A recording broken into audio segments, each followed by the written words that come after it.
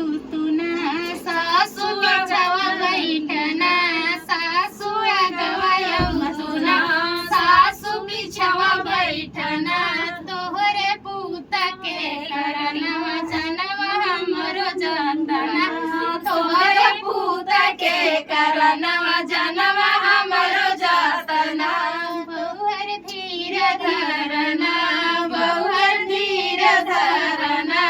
बहुर धीर धरना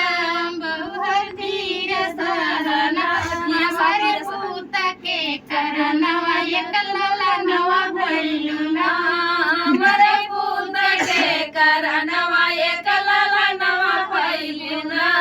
जेठानी गवाया उतुना जेठानी गवाया उठना जेठानी गवाया उतुना जेठानी बिछावा बैठना तोहरे देवर के करनवा जनवा हमरो जतना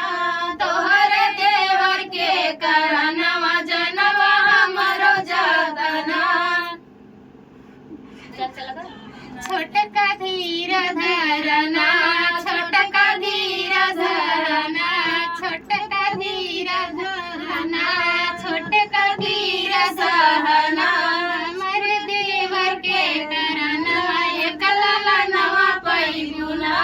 हमर देवर के करनवा एकला नवा पैलुना देवर के करनवा एकला नवा पैलुना ननदया गवाया उतुना ननद बिछावा बैठना ननदया गवाया उतुना ननद बिछावा बैठना तोहरे भैया के करनवा जनवा हमरो जतना